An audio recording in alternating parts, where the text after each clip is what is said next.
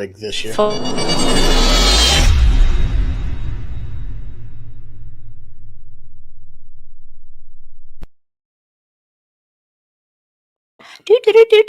This is an introduction.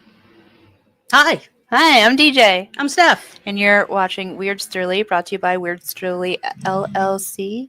Hopefully you're listening on your favorite platform and you subscribe. Because that would be really cool. That would be really cool. So, we have special guests here today. Oh my goodness. You gotta find the other guy. I was going to say, There's the other guy. There's the other guy. We have two guests. People like us. Oh my goodness. I love that. Dose. So, I'll let you introduce yourselves because I'm nice like that. Sure. I am Lee Wanika, one of the co-hosts of Tabletop Journeys, and There he is. hey, there we go. I was backstage for a second. I'm Josh Newton, also from Tabletop Journeys. So, I am friends with Lee Wanika, and we actually play in a D&D game, which is how we met. Technically, I met you online first. Yes. We hadn't even met each other yet, but we got paired up to make characters for our game. I love that. And we modeled our character after the witch from Robin Hood Men in Tights, Marta Loomis. yeah. But one of the things that I wanted to have him here for is because he and his buddy there have their own thing, and I wanted to hear about it. Yeah. So tell us about your things. So there are so many. We have lots of things. Many I want to hear of the things. Too many things sometimes. I've heard it said that this is not a for children podcast, so I can feel a little safer with some innuendo. I also wore my dice shirt for you guys. Excellent. Yeah, we are heavily into role-playing games, both tabletop and other types as well. In fact, we met in our college years with Vampire the Masquerade at a LARP, was where we first came into each other's orbit.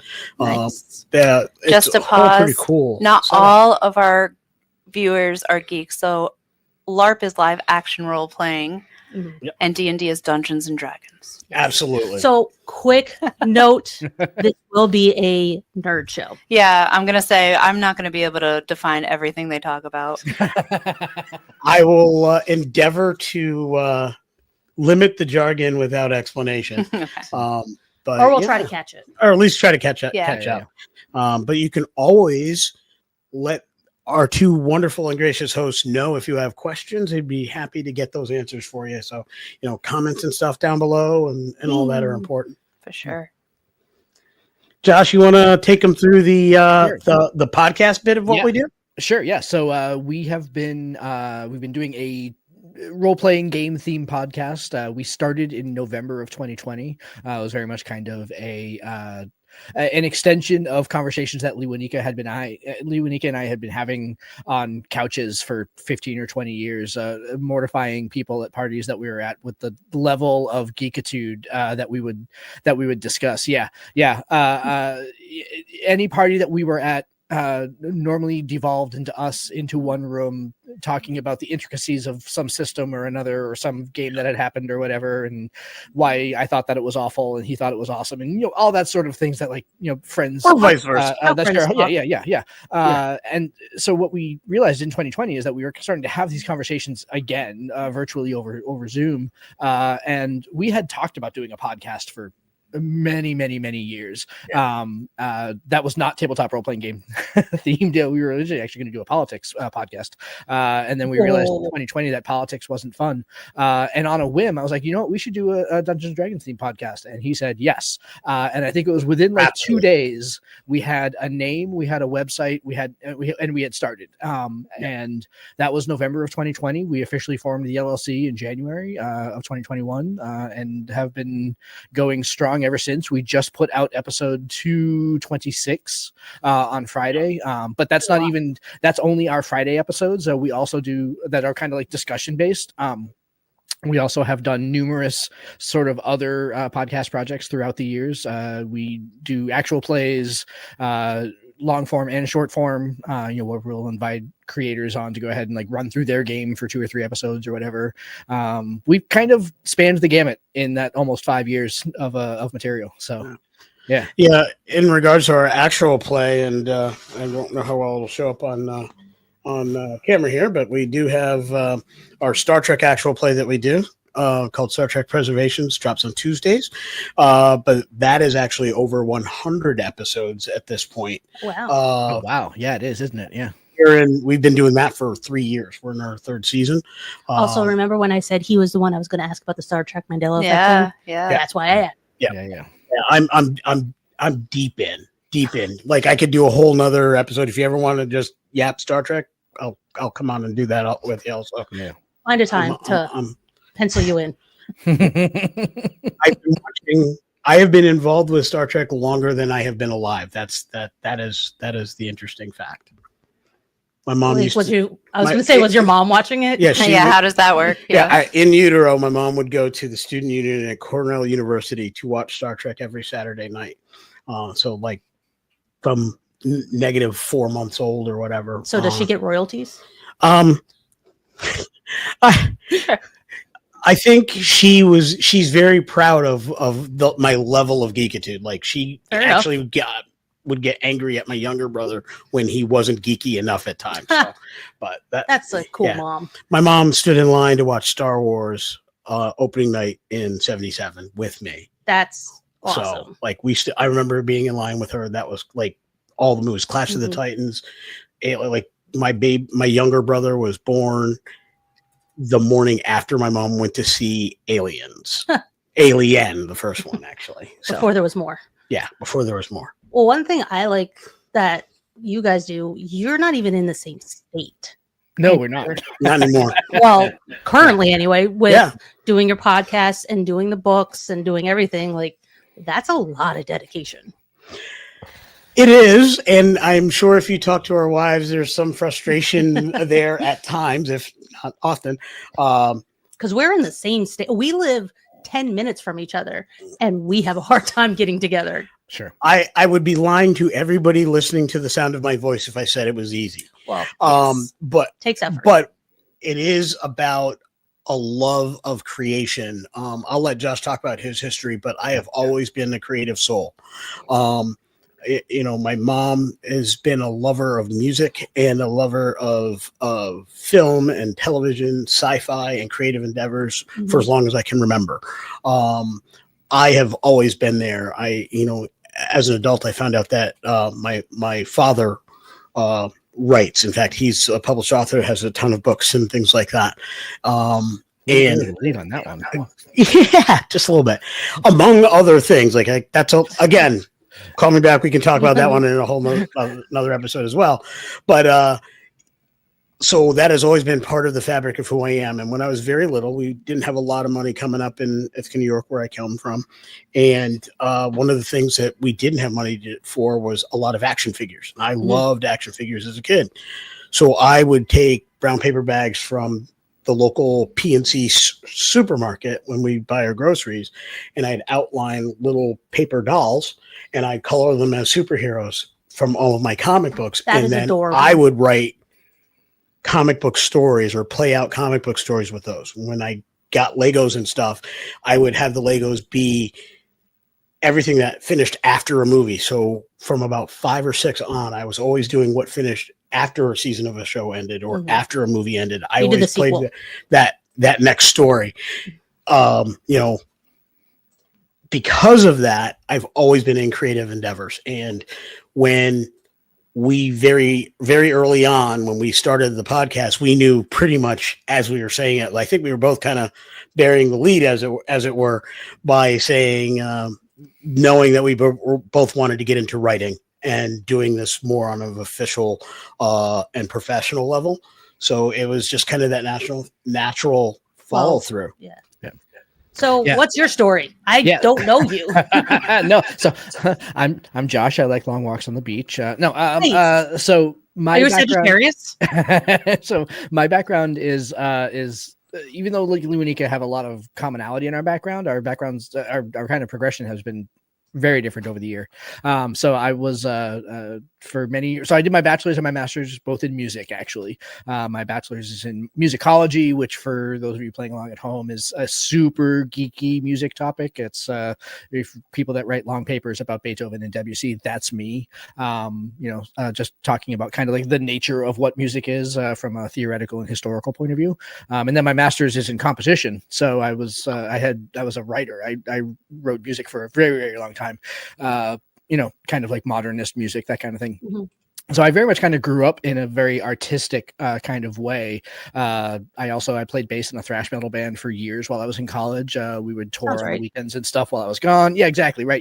I've kind of been in and around music for the best part of my life, and then when I got out of school, the plan was eventually to go off and teach at university somewhere and get my doctorate, but then I decided that I liked money, and that I had at the time I had, Holden was probably 2 at the time, I guess. So I went into software development. I'd kind of been dabbling around that for a while, and was a software developer for 25 years before me and my current wife opened up a furniture and home decor store where we restore furniture and stuff like that. And I've been kind of doing that full time for the last year.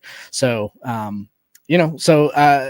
within all of that was kind of this trend that led me to telling stories, sharing experiences and telling stories, when, like Lewanika said, we met at a live action role-playing game in the late 90s.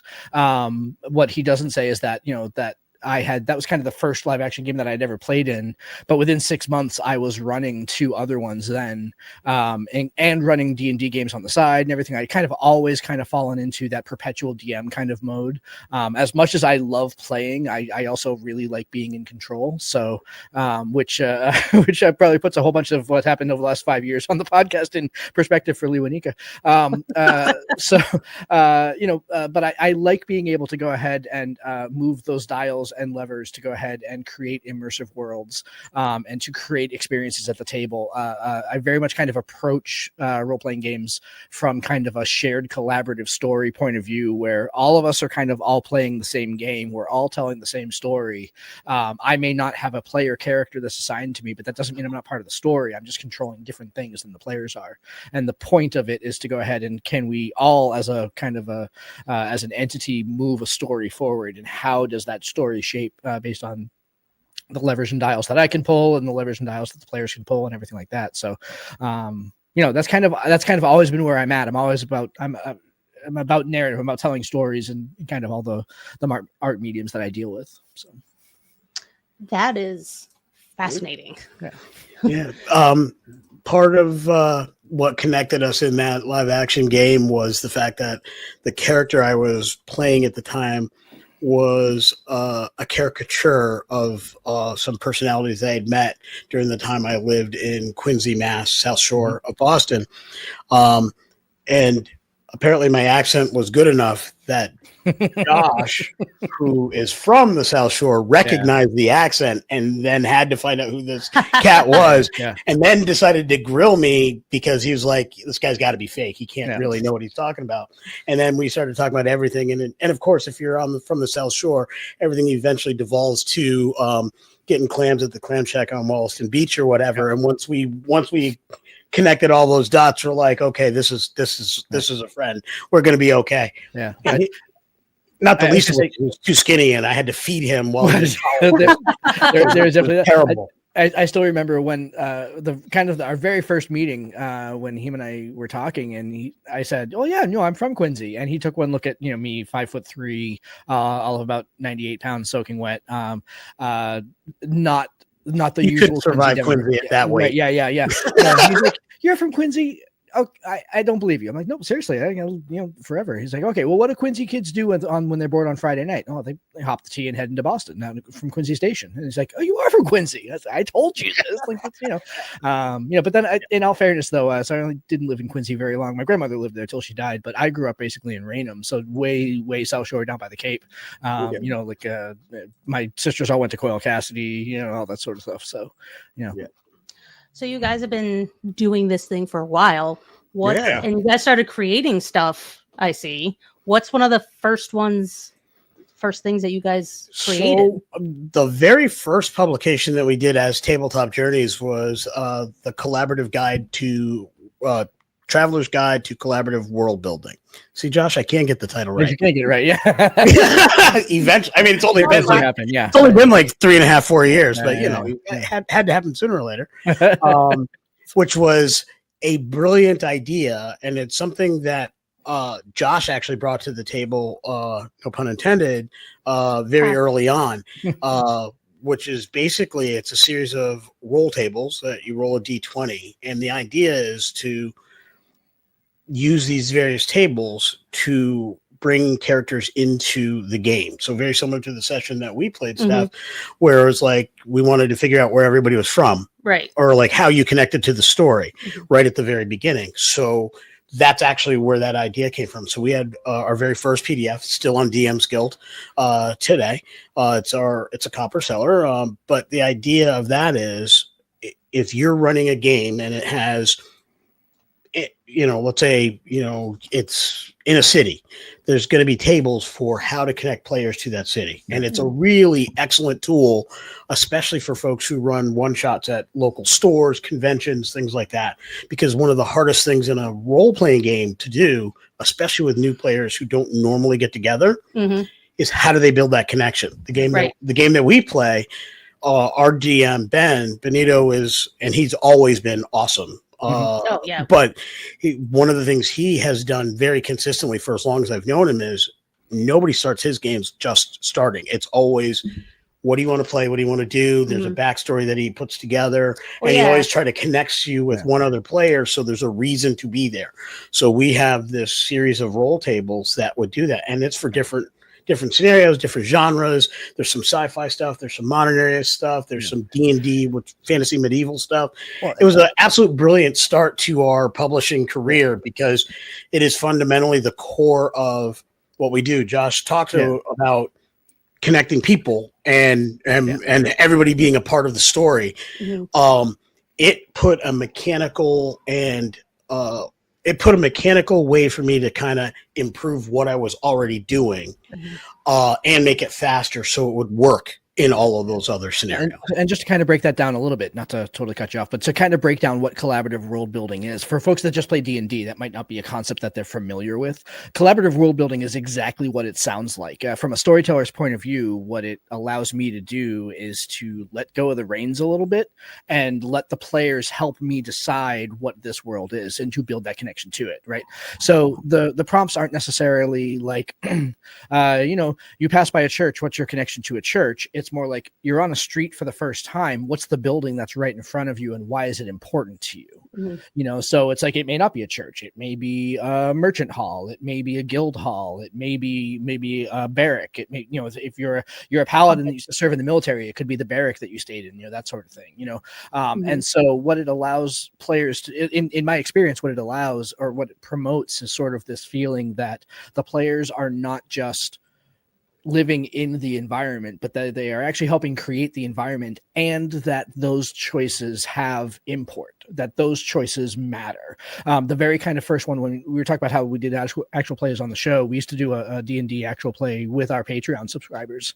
And the very first scene in that actual play is we were running through the Candlekeep Mysteries, which was a book that came out, 4 or 5 years ago now, something like that. But the very first scene to get them into the game, the very first scene is that basically they get picked up by a carriage. And there were a variety of prompts that when they stepped into the carriage to describe things that they were seeing as this carriage was driving through the terrain, through the down the road to get to basically to Candlekeep.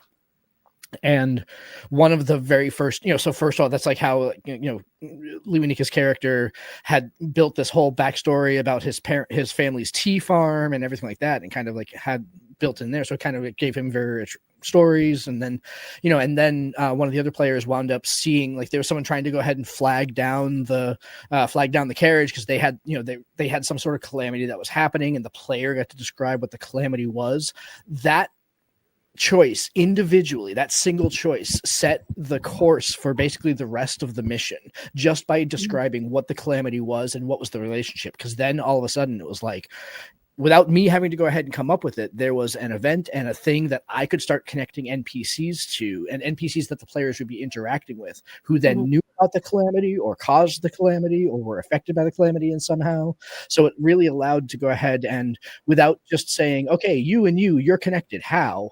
It really allowed, it gave me really, really great tools as a storyteller to go ahead and say, okay, here's an NPC that knows about that same situation, but they know something different than what you know. How do you now interact with that NPC, and what do you learn from each other? What information are you willing to share as a player? What information are they willing, and then based on kind of how that interaction is going, how does the NPC treat you? All those sorts of things open up, and it is 100% character driven. I think the best example though was when they were on their way from point A to point B, and there was a campfire thing, right? And the whole point of the collaborative world building was to tell ghost stories, right? And they were, or stories. So they were giving different prompts on the type of story that they should tell. And what they didn't know is that there were were-rats kind of creeping up on them to go ahead and attack the party. Damn the were-rats. Right? I know. But one of the characters comes up with a story about these creatures that sneak up on you in the middle of the night, and steal your whatever, right? And steal. Is that a rat that turns into a wolf, or a person that turns into a rat? It's a person that The turns latter. into a It's a rat. person who turns into a rat. Yeah. Good job. So but yeah, so it's like, and like, that's the sort of stuff that collaborative world building allows you to do. It's not a concept that I came up with. I wish that it was. I would be a bazillionaire by now. It is something that I liberally stole from a variety of different games and kind of used in my own special way. But yeah, another way to think about that for those who are not super into tabletop games but are gaining some interest in it, and I hope anybody who is reaches out, because we'd love to have you at our tables, is that think of it like improv. It's like those improv troops where it's a lot of yes anding. So in a traditional by the book role-playing game, the dungeon master, game master, DM, GM, or storyteller, as we prefer to refer to ourselves, basically says, you walk into a room, here are the things that are in the room, this is what you see, hear, taste, touch, all of that. What do you do? Hands off. What collaborative world building says is, you walk into a room, here are some things that are solid and set. John, what do you see? Yeah. Jane, what do you hear? Yeah. Susan, what do you smell? Yeah. And let them create those things. Now, we may have a story in mind, but we are allowing other people to create the other things, because that tells us what they're interested in. That allows us to run the game that everybody has investment and buy-in to, and then run a better game. That's why it's really cool when you get that opportunity, especially at a one-shot or convention kind of space, to say to somebody, and even more importantly, when it's somebody who's brand new to the game, you are creating this part of the universe, and make it something you love, and it will forever be a part of this universe. Makes it more believable too. Yeah. Like if you say, Steph, what do you see? And she sees something, you say, what I see, then I see something else, and she's like, nuh-uh. Yeah. But if it's what I smell and she sees and they hear, I mean, there's cake around the corner, because all I can think of when you said, what do you smell, is I'm like, I want cake. Yeah. See, I'm thinking about the garlic bread from the pizza restaurant that's under the studio. Yeah. That's because I tried to be here 2 weeks ago and they were closed. It was a Monday. Damn all my luck. And I'm never not thinking about garlic bread. So understand. Like very never valid. Never know. So we just loved that. And that, even though we've only published that one collaborative world building book, that has been an aspect of probably, I would say, everything we've done, with the possible exception of the catalog for Relics of Power, because that is a catalog of items versus an actual adventure or a storytelling piece. Yeah. Well, and even then too, just to kind of like to square up that circle a little bit here. So the catalog of Relics of Power is the most recent book that we have finished, and has come out. And it is exactly what it sounds like. It is a treatise written by a monk in a lofty, dusty library that has traveled the world and heard stories of, or witnessed and seen and touched this this repository of relics of power, and written a book about it that you can find in your local library. So while there's specifically not a collaborative world building aspect to it, the stories that he tells are both specific enough to be interesting, but vague enough to go ahead and let storytellers and players fill in the gaps between what he says and what he doesn't say. Like it's very much written as an in-game book. It is, and from somebody who thinks he is just super duper important. So like he will gloss over things that he thinks that everyone would know, but if you're not in my head, you're like, what the hell does he actually mean by that? Like he'll make like vague references to like, like when so and so did the thing, but moving on, Right. and they're like, who the hell is so and so, and what That's was the like thing kind of like the yeah. theme of my life. Yeah. That is me all the time. Yeah. I'm like, who? What? Well, Yeah. I gotta say, like one of my favorite aspects, because I've played D&D for years before I met you and whatnot. I'm into improv. Improv is my jam. Yep. But shush. Roll a 20 or you're getting arrested. Ruh-roh. I got dice. See? Well, I have other friends who are not as well into improv. They like scripted stuff, but tabletop games are very like choose your own adventure. Like those books. Oh, I miss that- those books. that like no matter what, you can kind of have a say what's going on. So you can choose a very vague thing and roll with it. Or if you're not into the improv aspect of things, you could be given an idea and then roll with that idea. So I like how, especially with the collaborative stuff, that almost anybody can play these kind of games, whether you are not creative, whether you're very creative, whether you're really shy or whatnot. There's ways to welcome anybody to these kind of games. Yeah, the real key is, and it happens at every I try to make sure I am at tables where this is happening, and or if I go to a table that I've never been at before, I try to create that environment. The key is allowing either the newcomer or the person who doesn't feel comfortable with the improv to be okay with wherever they're at. Yep. Like that's the trick. As great as the collaborative world building book is, what you can't do with our product, and we would definitely say don't do this, is force somebody to do something they're not comfortable with. If they sit down, you say you have a table, whatever, and it's like, hey, what do you think? What do you think you see or whatever? Don't go to the quietest person first. Yeah. But also, You want them to don't have go fun. don't go to the most talkative person. So, like, if Josh and I are playing at a table and there's a host, like 4 other people there, somebody else is running it, and they're going to that table, they should absolutely not go to Josh and me first. And they should not put the 2 of us back to back. There needs to be somebody kind of in the middle who goes first, then maybe one of us, then maybe somebody else. A seesaw effect. Yeah, because that way, whoever that shy person is, and don't make them go last. Don't make them feel like, okay, now I gotta follow all that. But the idea is they need to feel like, okay, so I have an idea of what needs to happen, but I don't have to be all this or all that. Yeah. I just have to kind of do my own thing. And it can be as much or as little as they're comfortable with. Somebody in that scenario that Josh mentioned, or in one that I ran a year or so ago, where I had all the characters on a train. Is basically my Eberron D&D take on Murder on the Orient Express. And so I had built a table specific for that adventure, which is 20 different reasons for people to be on the train. Some of them were involved with the family that owns a train. Some of them were employees of the train. One person was a criminal who stowed away. Somebody else was a soldier on leave. There's all these different reasons you could get. And then I basically allowed people to roll and then let them describe what that looked like or what that felt like for them. And I also left it quite open for, you don't have to be tied to that one role. The role was so that I'm getting off the train. Kind of like Tuck and roll. get started.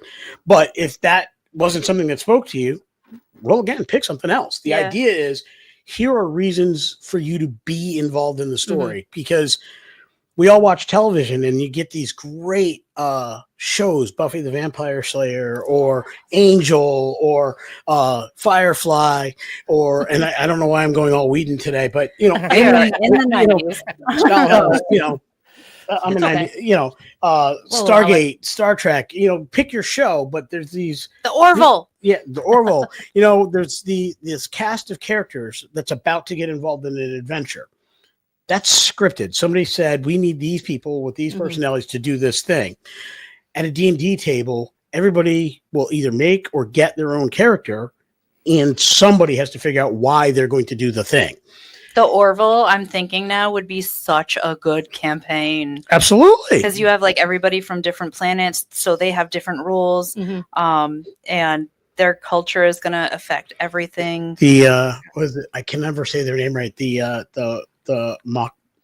Mocklin. The Mocklins, and then so they're like male-oriented planet. Females are not seen as equals at all, but the males bear the children. And they're usually gay couples, and female babies are usually killed. So a Mocklin adult is like rare. Not heard of, and then all of a sudden there was a Mocklin adult, and they actually like do sex changes for kids and stuff. It was insane. Yeah, and so that, and then divorce is the best in Mocklin tradition. You just kill your partner. Oh, nice. It's fine. Okay. Everybody was fine with it. And like they were upset because this couple that was on the Orville wanted to get, spoiler alert, if you haven't seen it for season 3. Yeah. They wanted to get divorced. Yeah. And so one tried to kill the other, and they were like, oh, we're trying to kill people. Now they're in jail. And he's like, why did you lock him up? And they're like, he was trying to kill you. And he's like, well, he obviously wanted a divorce. It's okay. And I'm like, what the hell is happening here? That would be such a good campaign. That would be kind of hilarious, actually. So I don't like you.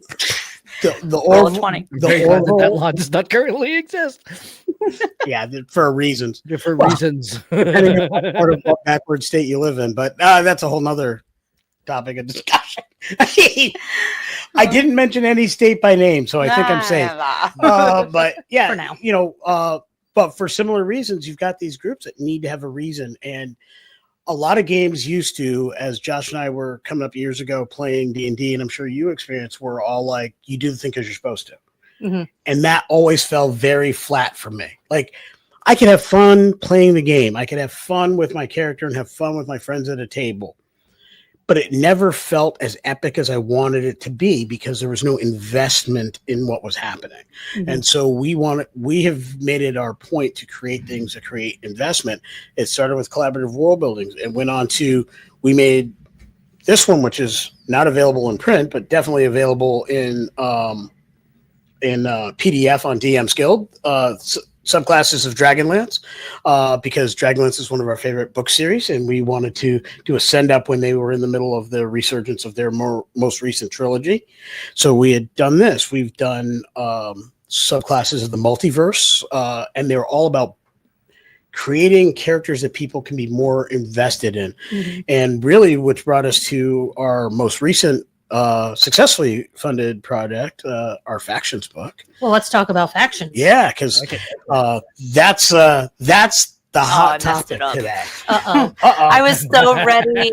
She's almost ready. And then I messed it up. For the audience, this was my fault because like the sun and the glare off the little placard screen I got there. That's all right. I'll figure out how to play it again. But yeah, so there we go. We got into factions because again, we wanted to find reasons why people would want to do things. We wanted to find patrons that get the party to do a thing. We wanted to find groups that the party could rail against or groups that the party could fight to join and everything in between. But we also wanted it to be more than just D&D. We wanted to do it in a way that it can fit any genre. Like these are factions that you could have in Seth MacFarlane's World of Orville if you wanted. These are factions that you could have in Star Trek. These are factions you could have in a D20 in a modern setting or an apocalyptic setting. I very much was thinking of like 90s shows, like the one with Skeet Ulrich there. I can't think of the name of the show now, where they're in the desert or whatever. And like it went really bad in the last couple seasons, but the first couple seasons were great. Or even the 100 from CW fame. Oh my God. Which was an amazing first season. An amazing first season. Do we need a moment you mentioned Joss Whedon earlier, and every time you mention Joss Whedon, I still think about how dirty they did the Nevers for season 2. I'm still exactly. I still can't recover. So the craft. Yeah.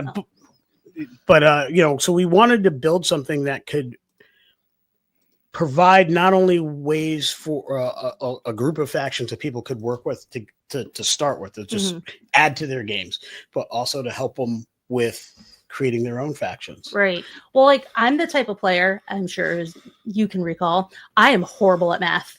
It sucks. Even though I have an app that does all the adding for me, I can't do stuff with numbers and whatnot, but I love coming up with if I shoot that stalagmite, that's going to fall and that's going to pierce that thing. And if I do this, then I can do that. Ben, how do I do this? Ben, being my DM. So with that, the way you guys had written it, it's almost like any kind of player can actually feel welcomed in doing this. Absolutely. So I'll let Josh take over because he actually wrote the chapter on building your own. I'll let him kind of go through that bit, but that's really the concept: is let any player approach this in any way. DM who's new or whatever can start using these things today, right? And it'll just add to the fun and the investment. I am a fan of the rule of cool. Yeah. Oh, we are too. We say it right in our show. What is the rule of cool? Rule of cool is mathematically or maybe even actuality. What I want to do might not be possible, where I want to shoot an arrow at something so it falls so I can do this and then take a whip and move an alligator like 50 feet. Well, rule of cool is, well, that kind of sounds effing cool to do. So forget the game, forget the mechanics. We'll find a way to make this happen. Roll like 5 d20s. And if it's below this, like it's just making a way for it to happen, because it's not just for the mathematics, it's for the story and for the fun of it. So that's why it's called the rule of cool. The rule of cool. It is taking the concept of nothing is an absolute no, even if your chances might be limited or there's a huge punishment for failure. Right. At least you can give it a shot. Yeah. It's always that concept of not only the yes and, but also the no but, right? It's like, like I want to go ahead and, jump over this 100-foot cliff, to go ahead and get to the other side. It's like, well, okay, you can make your check and see what happens. Okay, no, you didn't do that, but here is what happened. A dragon came out of nowhere and you landed on his back and he swooped you up. Exactly. Or like, or like you're hanging by the little like sapling after jumping off the edge there, and you can see like the little pebbles start to go ahead and fly around you. What do you do next? It's never really about the final thing. Absolutes are weird, right? But like it's not necessarily about the here's the thing that went wrong, but it's the okay, well, here are the consequences of the thing that went wrong. Tell me how you get out of how do you deal with the consequences? What do you do next?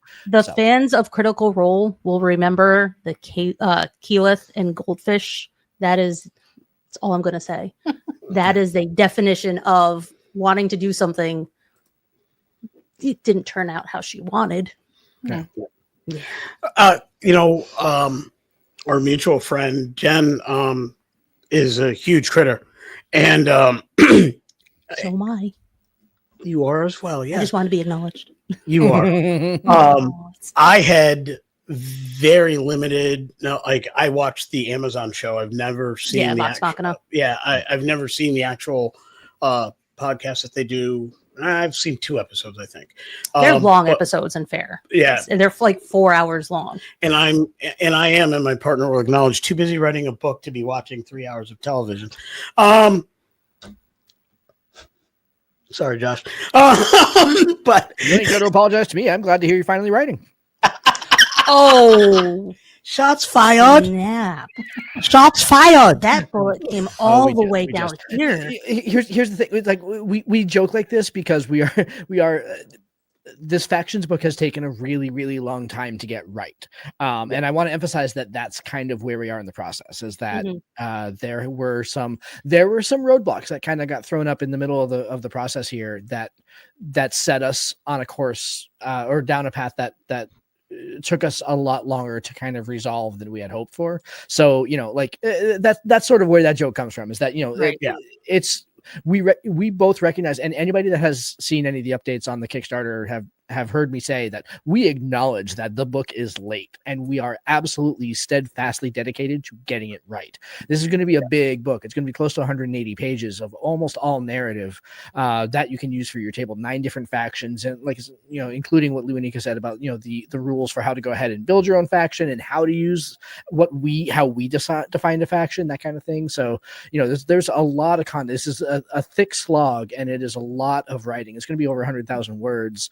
You know, so like, you know, it is a big project, and it is a big project that we want to absolutely make sure we get right. And that's kind of been like the single like guiding star in this entire process. And hopefully when folks get it in their hands, they will recognize that that being the guiding star was the right decision. So I think getting it right is more important than getting it out.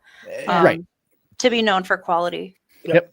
And I think anyone that has a business partner or a business where you work with somebody can respect and understand the ups and downs, the trial and tribulations, the times How where many things do we have up in the air that we were like, this is going to happen now. This is not going to happen now. or the text messages of like, so this isn't happening right now. Yeah. No. Okay. Or, hey, I'm late. Oh, no. Yeah. Or like I text Steph and she's on the way and I'm like, it's not going to be a good show. I don't want to do it. Yeah. But I am not there right now. Yeah. The other day, I left work to come to go do something. I was 20 minutes in driving. Oh, Hey, can we reschedule? Can we film on another day? Sure. I knew, and it's so like I knew that was her response. I was like, she already started driving, but I was like, It's just what has to happen. It's what has to happen. Well, I mean, but that's just like I'm sure you guys have had multiple issues, especially being in different states, different time schedules of work and whatnot. That's just what you guys have to overcome to get quality, though. Like if you just handed stuff out. Yeah, I mean, if you see me checking over my right shoulder, it's because I'm hopefully my 2.5-year-old stays asleep. So Aww, like I'm a father of 6, but the youngest of mine is 18 and not in my house. I have 5 grandchildren. They all live in Maine. So I don't have a lot of those immediate parental pressures, but which is why I get to go to conventions. Which is why I go. I have a full-time job. I've got I've got the other things that we do in addition to writing this book is, we do two episodes a week. We run games for our Patreons subscribers, monthly game. We are building out our multiple platforms and communicating. We communicate with several other podcasts and keep up with the community in general. That's the definition of passion. Yeah, you should we each do some freelance work on top of this, separately. Unlike your Patreon, can I pay you to get a super the Rule of Cool rule card or something that I can be like, nope, I do it because I give you $100. We are in the process of switching our merch vendor for reasons, but we have all kinds of stuff towards that, and our patrons they have access to monthly games where that is actually where you get to see how we run our games. Not only is there an opportunity to kind of buy and bring home the products we write, you get to see us use them, because a lot of what's in here are ideas and concepts that we've been putting into other things. The game you played at Tabletop Utopia in Hartford, that was a fun game. What is a future project that was actually my second or third play test for that one, for a project that's coming later on, but it also was the second time I've started incorporating, now that we're towards the end of the factions book, where there are some very specific faction things that have been in there.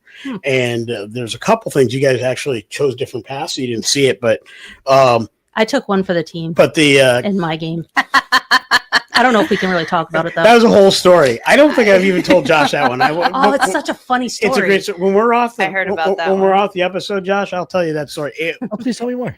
It had me in stitches. It had strangers in stitches. I had to pause for a moment because I wasn't sure. Okay, I know stuff. It might have given a goblin a stitch or two. Yeah, I mean, she said goblin. That's about the story. Sorry. She said this is not kid friendly, right? So we can... Yeah, and that's where it was going.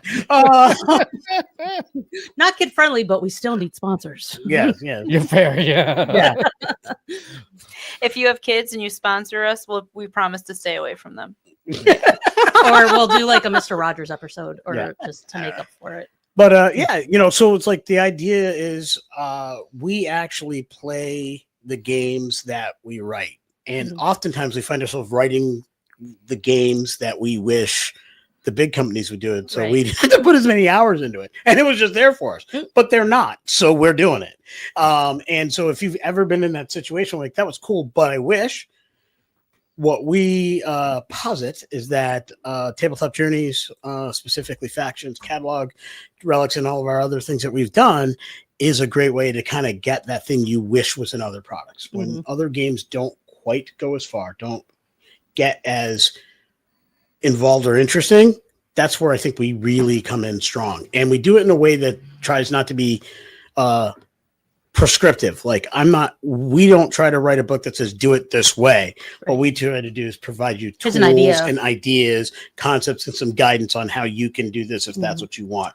So there's different ways to take any of our factions. So they can be hardcore, nihilistic, end of the world, serious, or you could take it the other way and it could be more slapstick and fun and more like, there's how I would play. There's the Kevin Costner Robin Hood. There's that garbage movie that came out recently with Charles Hoonan. And then there's Robin Hood Men in Tights. And you could take one of our factions and play them in any of those ways. So I think what would be a cool idea is if you came back and we did a one-shot. I absolutely agree. A what? A one-shot. A one-shot. One-shots one-shots are just a one-and-done game. As opposed to an full long ongoing, campaign. every week. That's like our 4-year campaign that we're in. Yeah. But one-shots are it's a game that can be done in like an hour-ish. Generally, ish. I added ish. Yeah. I'm bad at it. I mean, we are absolutely. I know you've been playing a lot of this at conventions, Lewanika, but so while we're finishing up factions and we're deep into like the layout and review stage, we have also been working on an adventure path coming out that should be out this summer called Sea of Fire, which is all about underwater calamity. Yes. So which has been an awful lot of fun. Yeah. So I just want to whet your appetite. I forget is we're right across the street from our library, the Weirdsterly Library, and they are actually the coolest library I've ever heard of. They have a D&D group. There's Dungeons and Dragons. There's tween D&D group 1. They've had to add so many groups because it's just too many kids. Like you have to go in different rooms. So like if you are watching this and you're like, I want to play, and you don't know where to go and you can't like jump on one of these games or anything like that, go to the Weirdsterly Library. They have teens, tweens. I don't think they have a kids group yet. But like they are beginner friendly type. Very beginner friendly type. They were looking for an adult group, but they need a DM. I was not aware they were looking. I need to get that contact info. I will give it to you. I will chat with them. Bridget, look what I did. So wait, so are you saying that like, so if Lewanika ran a one shot and you both play wizards, would you be the Wizards of Weirdsterly Place? Oh my goodness, it is so good. This is why I keep this kid around, right? We're doing it. Now it's done. Okay, so what's our calendar schedule? So I'm actually running games at local shops, Citadel, next weekend at the time of recording. So I think that's like the 17th. Is that next Saturday? I'm not looking at my calendar up. May 17th. That's next Saturday. Yeah. So I'm running a live event. Basically, I'm doing another play of the Last Bastion, the session that you did, because I've done some feedback. Based on that feedback, made a few changes, and I'm gonna hope that group tries one of the other paths. Oh, cool! The cool thing about that second event, Sea of Fire, is the next adventure that's coming out. That has finished playtesting the weekend that we actually 2 weekends ago at or 3 weekends ago at Rising Phoenix in Massachusetts. I was the final playtest for that part of it. So that's our first adventure out. The one that follows that is likely to be The Last Bastion. So I'm running that. That's deep into playtesting. That is being done a little bit differently. So that's being designed in a way that your party has one adventure path, but they have different avenues they can take. So it's much less linear. Adventure. So basically, they can choose, the group at the table chooses where they want to start, as well as which mission they go on in the first chapter. Then they meet in the second chapter. There's another choice where there's 3 different missions they can go on, and then they come back, and then there's the third chapter. There's another 3 different missions. So, wow. Are you ever disappointed as a DM? Like, oh, why'd they go that way? Like, why did they do that?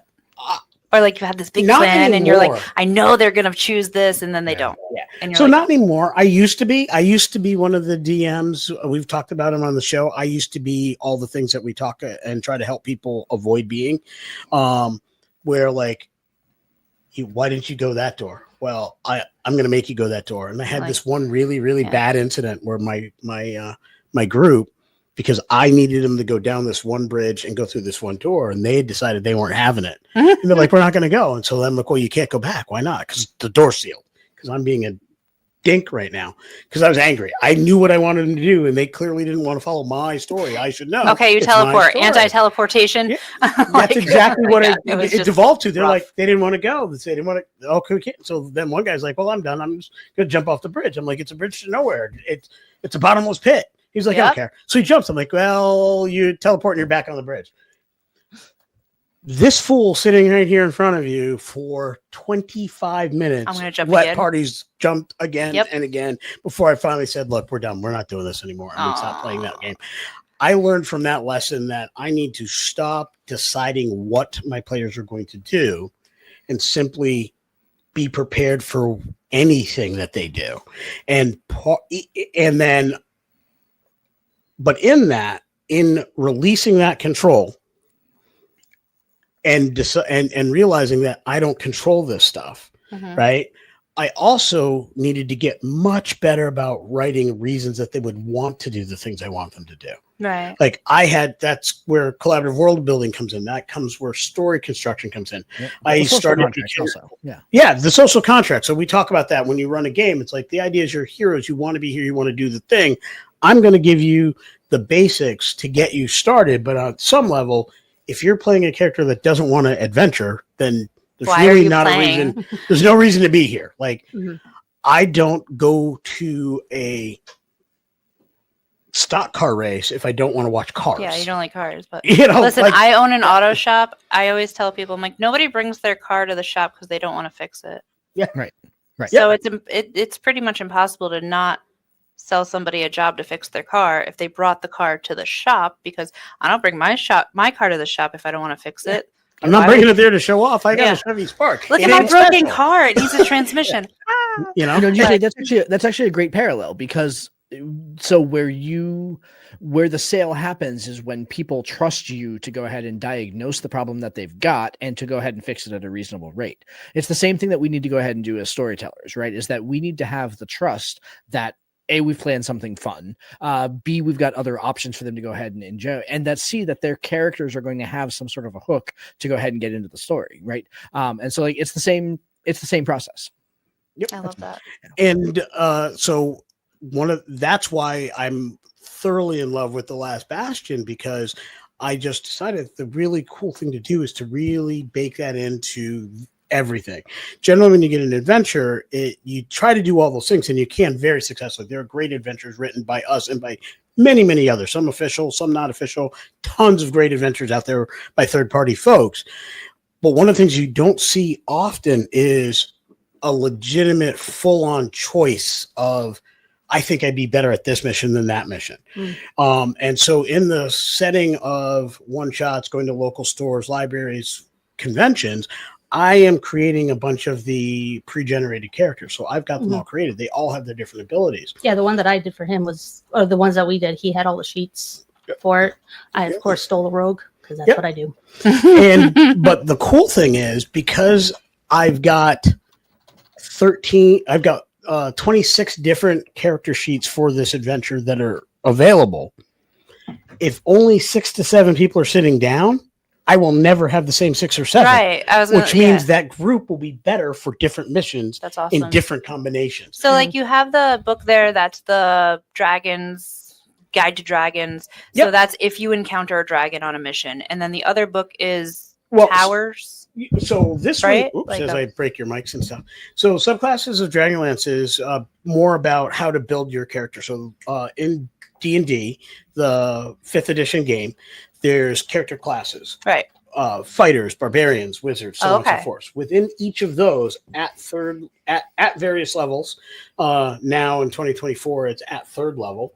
Every character picks what's known as a subclass, which is basically a concentration or a focus. Like because we're all mutts. Yeah, right. So it's a specialty that you get to do. So what we did is we have created 3 separate specialties for base classes that are unique to the Dragonlance world. Gotcha. So Path of the Three Eyes is a monk subclass. So there are 4 in the current game monk subclasses. There were many, many more in the 2014 game.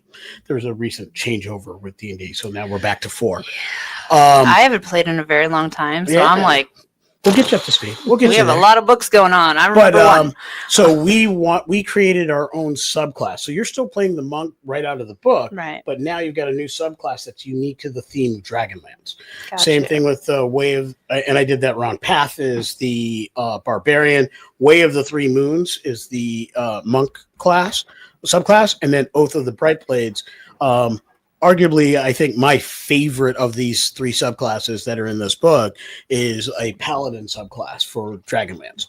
Now, then you've got the Relics of Power, which is a listing of magic items of divine origin.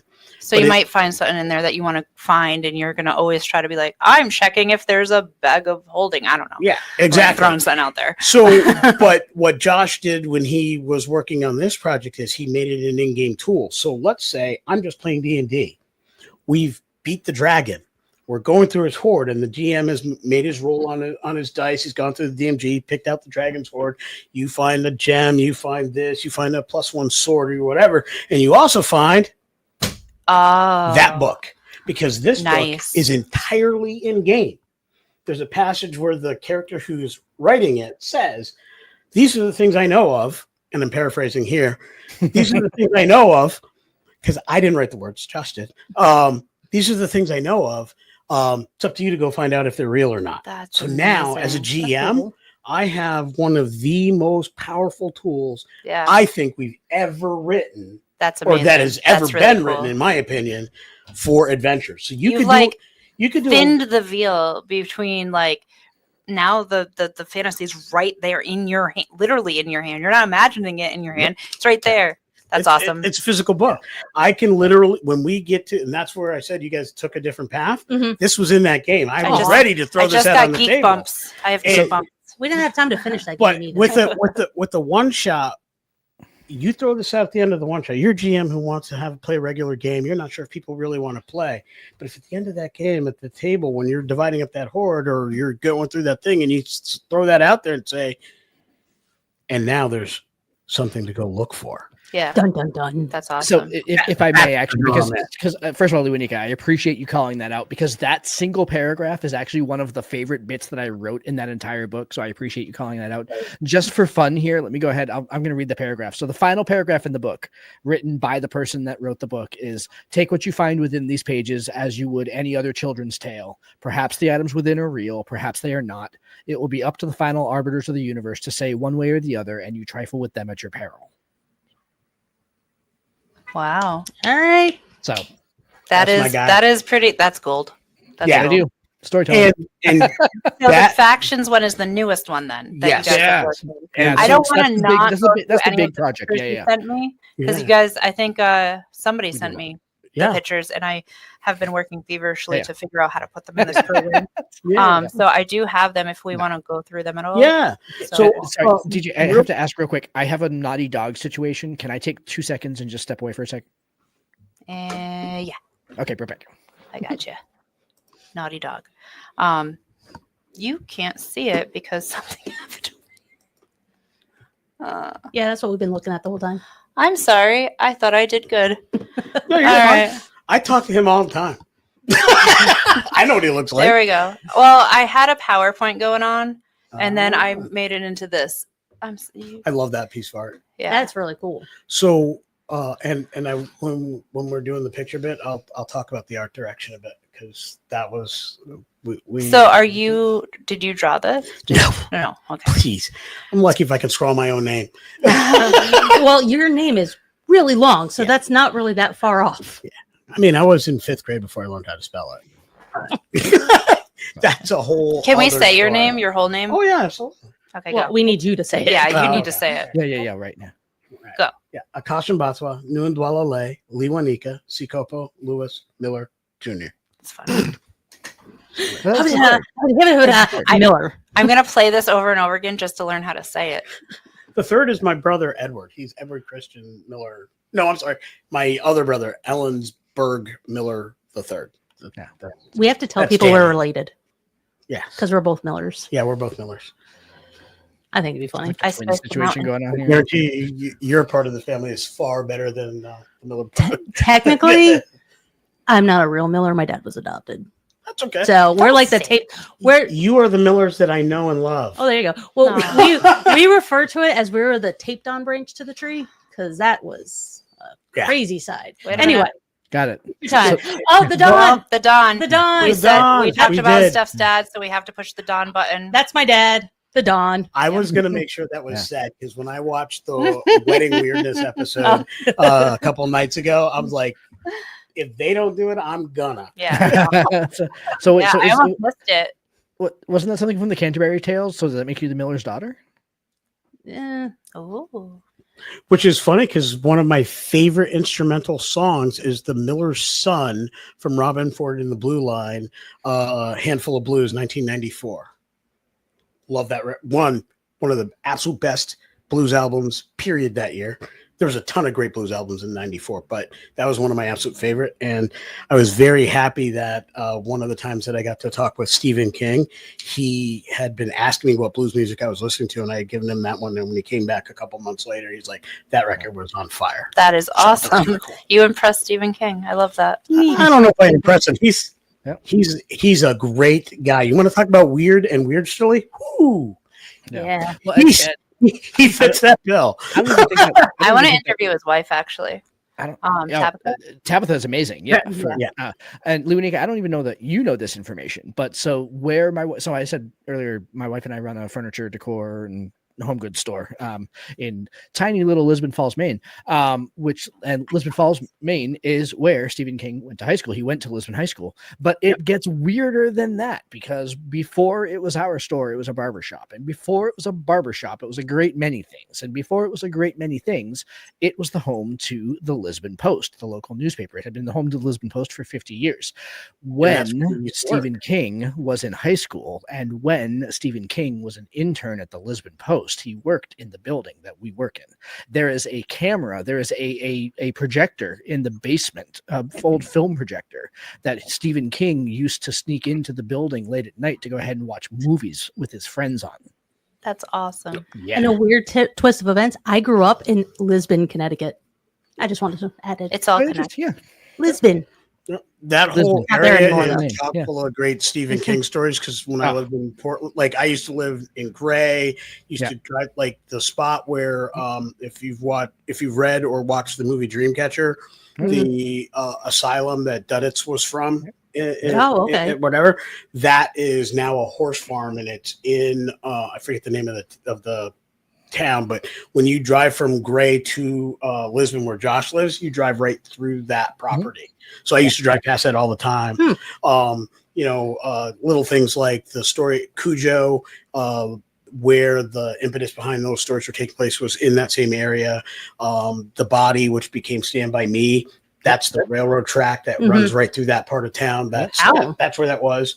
That Misery was based on a partially true story that happened in my hometown when I lived up in New Hampshire. So Snap. and when I lived in Bangor, I used to drive past, like Stephen King's house in Bangor overlooks the public swimming pool and baseball field. Well, you guys are just fancy schmancy. I went to we school really in are. It's true. Limestone.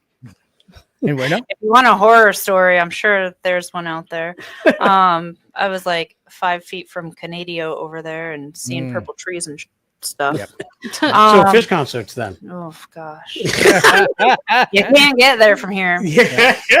So let's talk about these fun pictures and let's stuff. talk about the pictures and whatnot. So one of the things that with our projects before is, or very early, we decided, one, we were not going to be the type of folks to use AI art in so much as we can make sure we're finding a way to pay for art, Support local artists and support artists and do things the right way, ethically, humanely, and morally, was a very early focus. Like, and it was never a question. Like, it was, hey, I think we should make a stand here, and we're like, duh. Like, it was weird to say it, but it felt really good to be able to say it out loud and celebrate that fact. Yeah. So we had found, and we still use a company, Deposit Photos, which has very good artwork that you can license. And for smaller companies, you have to do stock art at some point. Yeah. And we had done that on many of our projects. When we got to this project, I had suggested we really need to find a way to kind of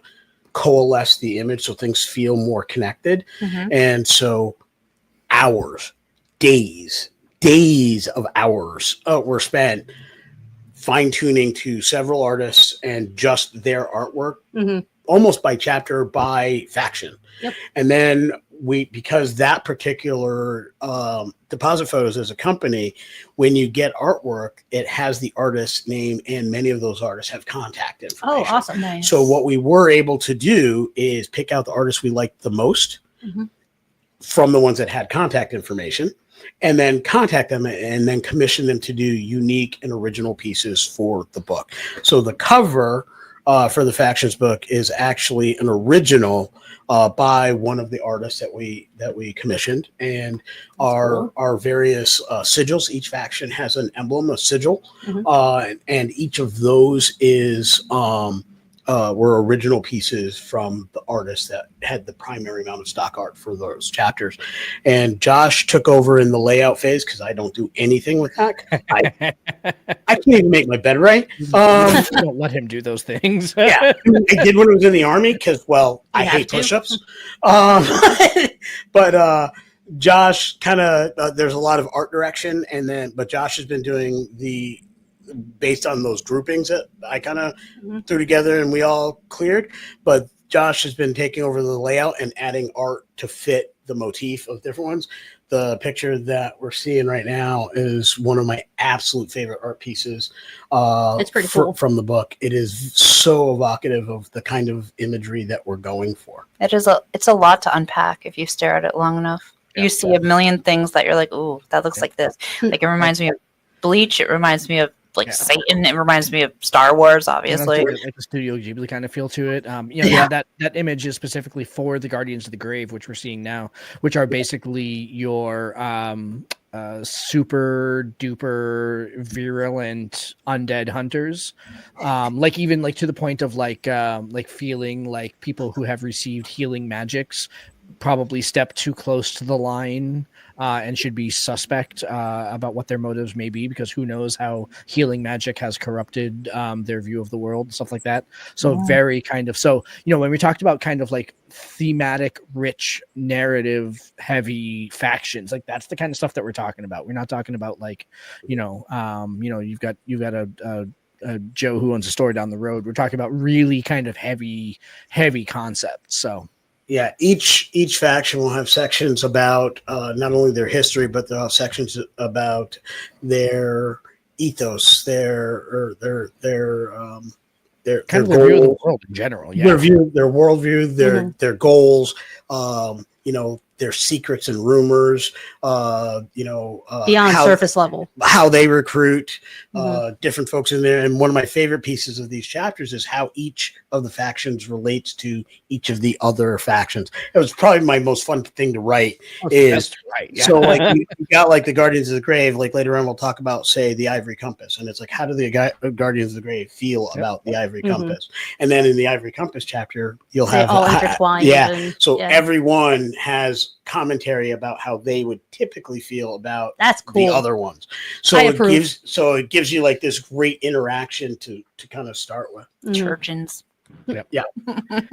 This is a really fun graphic to write. Although I will say that there was even within this there was consternation because Lewinica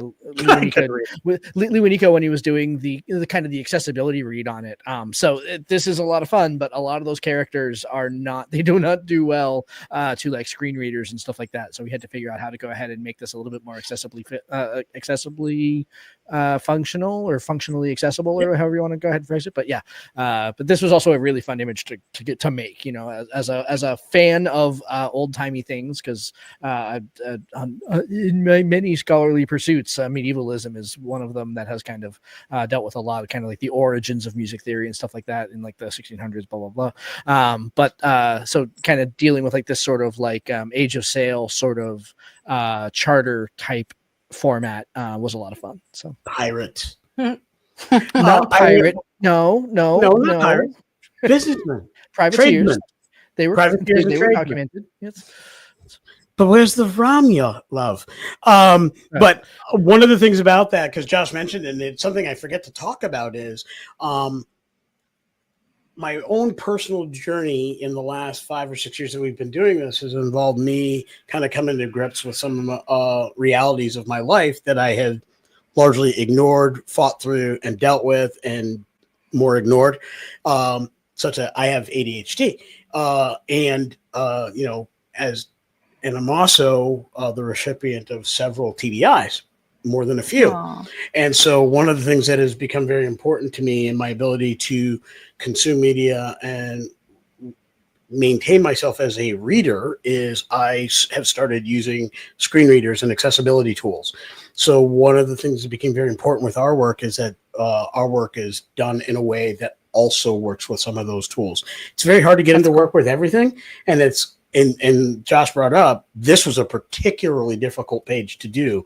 But one of the things that we do as we go and we're doing our drafting and doing I will actually go through and read the book via screen reader as well. That's awesome.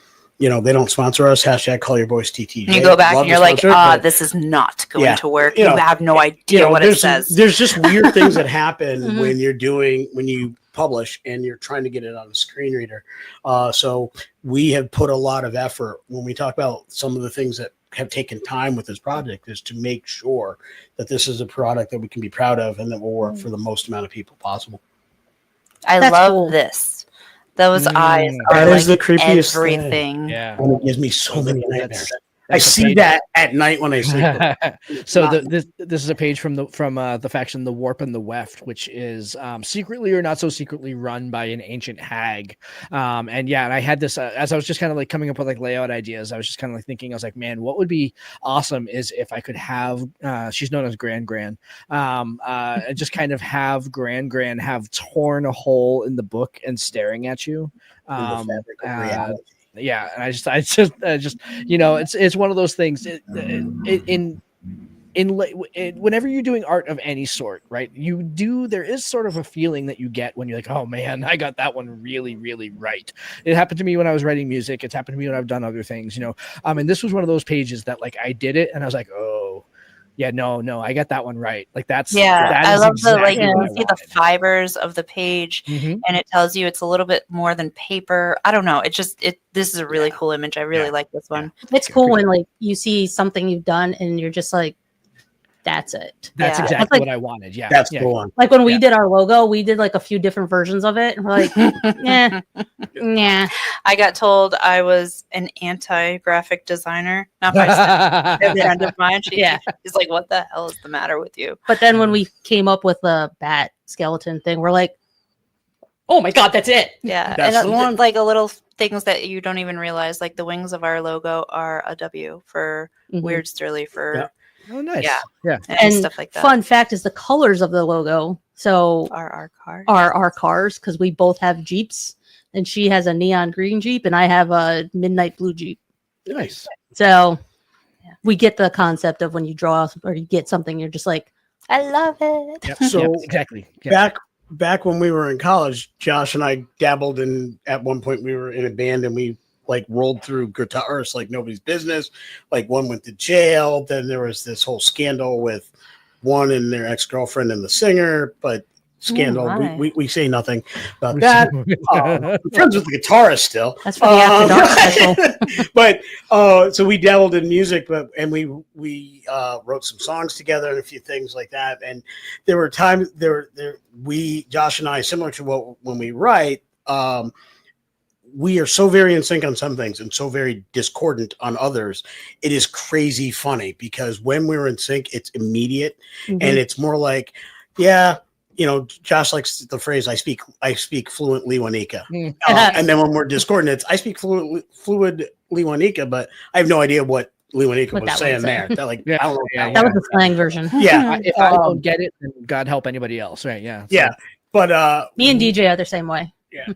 But it was very much a situation with that picture and some other things that we've done within this book that it was instantaneous. Like we just knew it. Like he would throw out an idea. I'm like, yes, that, more of that. Or I would do the same. Right. The Sea of Fire adventure we mentioned earlier was very, very much like that. Like I would say of all the projects that we've written together, that, with the exception of some D&D specific mechanics, like how certain powers or skills work, or how, and all the mechanic-y stuff, but all the story stuff, all the meat and potatoes of that particular meal was so very fluid, funny, water adventure fluid, that it was very much like back when we were kind of doing a music thing where I'm like, I'm thinking of an intro and it needs to go like bump it da da da da, because I don't read music. I don't know. I don't know notes. I couldn't tell you one note from another. I have an ear that I know what I like and I know what it sounds right. And somehow or another, in my mad ramblings, Josh has been able to literally write music that I can't read, but then when he plays it or hands it to somebody else to play who can read it, it's exactly what I was envisioning. And I've never figured out how that works. I legitimately do not understand the concept of how sound becomes words. Yeah. It is bizarre to me. I know it's real, but I can't figure out how to do that. And that's why this partnership works. And that's why I have 7 years and $140,000 in student loans to go ahead and show you how to make it happen. Well, then, as we're coming close to our end, where can people find you? What are you plugging? Yeah. So what aren't we plugging? Yeah. So all the things. So we have your website. Yeah, I do. I see that down below. I even the right direction. We have our website right there. That's a great spot. A one-stop shop for where to find our various products and our connections. But the other thing is, if you've seen our logo, that nice, beautiful hexagon that DJ was showing just a moment ago. Is this a sticker? Yes, that's a sticker. I love stickers. Of course. You can certainly see us on YouTube, Tabletop Journeys. Generally speaking, if you put that in there, we're going to be the only ones, the blue hexagon with the treasure on it. We have boatloads of episodes. Certainly, if you mix Tabletop Journeys and D&D, we'll rise right to the top there. We are also on Spotify. So if you're in the car and you're not there, we're there. But the beauty is, Spotify also does video now if you go through them. So we do that. Yeah. So you can actually catch our episodes through Spotify as well. It's awesome. So those are great places to go. But as far as what we're plugging, I'll let Josh take it from here, because we've got 2 projects that are really big that we really want people to engage with. And we actually took a lot, if not most of our time talking about tonight. So I want to make sure that we direct people there. Yeah. So let's go ahead and kind of distill the line a little bit down here. So obviously the big thing is we are very close to wrapping up the Traveler's Guide to Factions. We have a pre-order shop open, so you can still get in. You can still get physical copies. Like I said, the book is going to be 170, 180 pages. It's a fantastic supplement for people that want to go ahead and use factions, but have, the big selling line was any game, any system, any time period, because all these factions are designed, to go with instructions on how to go ahead and play them in any time period. It doesn't have to be D&D. It doesn't have to be anything like that. My dog Darby decided he wanted to make an appearance. I know.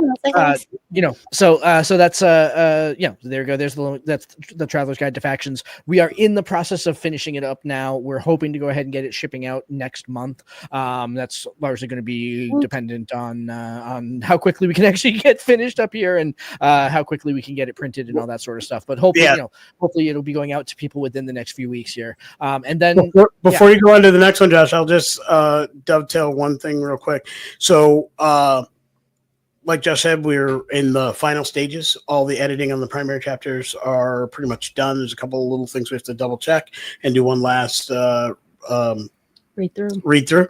Yeah. But we are working on a few mechanical bits for it is what's left, really. So the idea is the bulk of the book is all narrative. There are no mechanics. It is just the book on the stuff. That's why it can work for any game.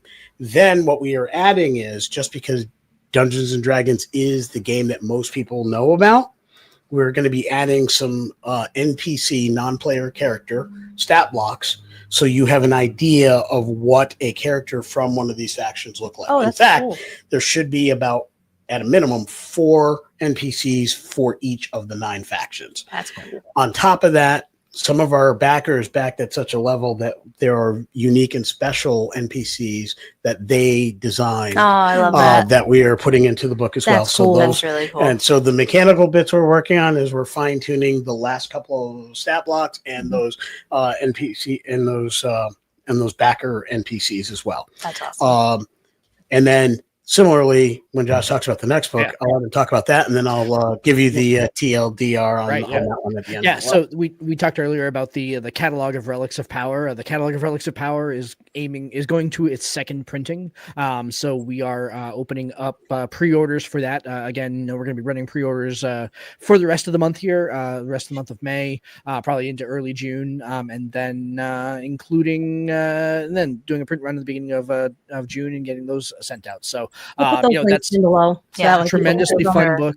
It has over 50 unique magic items, and it has rules for both D&D 5e and Pathfinder 2.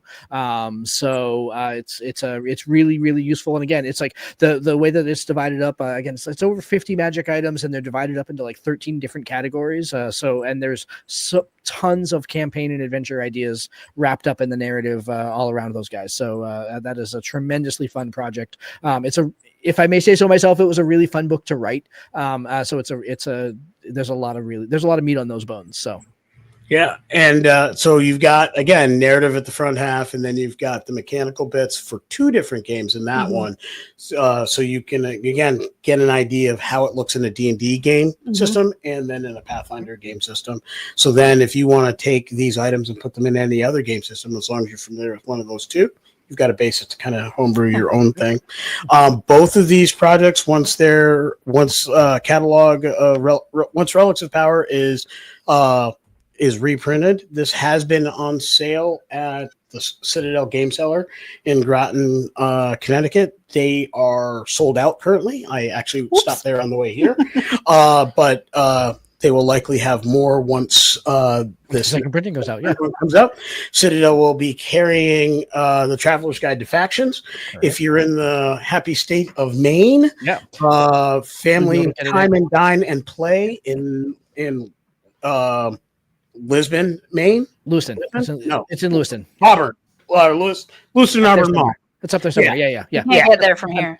And also at Crossroads in Standish, we'll be carrying it also. Yep, and Crossroads in Standish. So we've got 2 shops in Maine that'll have it. And if you're in New Zealand, it'll be in a game shop there too. So Yes. We do have If I find myself there at the time of printing and release. We do have listeners in Germany, Australia, and we could try and get people from New Zealand. Yeah. Yeah. I mean, The statistics we get are very weird sometimes. Hey, you know what? And We for get the a couple folks for the folks that are in outside of the US, we are happy to ship internationally if you are interested in buying the book. So please, don't let the fact that we are not our book is printed domestically, so we're gonna be able to avoid tariffs and stuff like that along the way there, and we are happy to ship internationally. So Nice.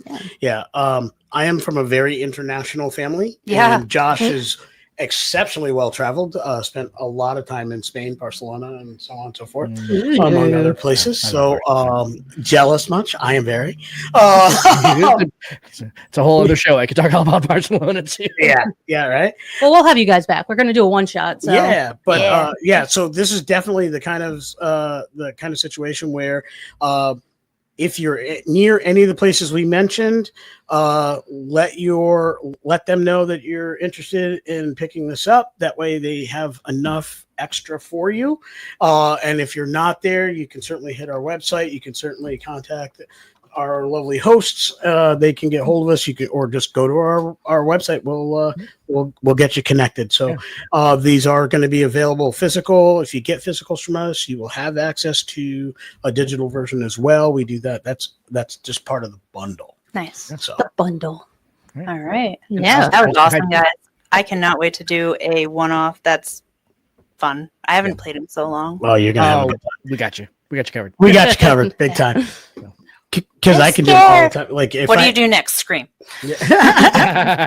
Right Now you have to roll for what kind of scream. Yeah, Josh didn't mention the fact that we also have fun writing the monsters that scare each other. So, like, I tend to put spidery things and stuff, and he will throw reptiles at me like nobody's business. Oh, I love reptiles and spiders. I don't. Yeah, I'm not good with I'm not a I'm not fan. good with either, but one of my TBIs is because Josh and his fear of spiders. That's a whole nother story for It's a whole other story. I dropped a couch on his Josh, me and you would be best friends then because I loathe the spiders. Yeah, look, the spiders. You know what? So I live in the middle of the woods, and I will say that You like the wouldn't drop a spiders couch on around my me head, would and you? we If have an you accord. If put a they spider stay on my head- outside, I won't bug them. But the minute they come into my house, they live under my Oh, rule. no, My no, rules are no, no no. spiders live in my house. No. So yeah. No spider is allowed in the house. I have been bitten by a brown recluse twice. Yeah. That's Because I weird tried- for somebody who avoids spiders. Well, this was growing up in the woods. They sense fear. You wonder why I don't like them now. I They're have never so been bitten by one, but I have cute. No, they're escaped not. them a few times. We're gonna fight. Okay. I can TJ, tell. I liked you. Don't change that. We're gonna come on. We're not even gonna go off air. I'm staying on so that it's proof. But thank you for tuning in. Please Hey. subscribe to Tabletop Journeys 2. Yeah. They're our friends. We Yay. made friends, guys. Yay. I'm It's excited. lovely And meeting you both. we will- Thank you very much. Definitely have you guys back. Yeah. Not we just will. for one shots, but we'll talk about where you're from. We'll talk about how we'll get him in trouble for bringing spiders in. Yeah. Oh, I got a good spider for you. Yeah. I got a really good one. I'm not as afraid of them as him, but I'm not keen with them either. But Aw. I do know he doesn't like snakes. That's very true. I don't like reptiles in general. Oh, I got you Like, there too. I do not dig reptiles. Look, Yeah. I'm not a fan of chickens. Well, I'm a fan of chicken. That's Well, we're talking that's about another that's story. different from like That's a reptile. crunchy. That's a little feathered dinosaur that just wants to kill us. So thank you On for that tuning in. A great episode. You said Weirdsterly, right? I thought I'm in Westerly. I can be weird. If I cannot safely be weird here, where can I be? we weird? listen and we do not judge. Not outwardly. So anyway. that's like that TikTok trick. I listen and I do not judge. Yep. I listen and I do not judge. Love it. Wait, Alright. wait. Thanks. Is that a snake on your shoulder, Lunica? No, but the spider behind you is real. Nah, it's not.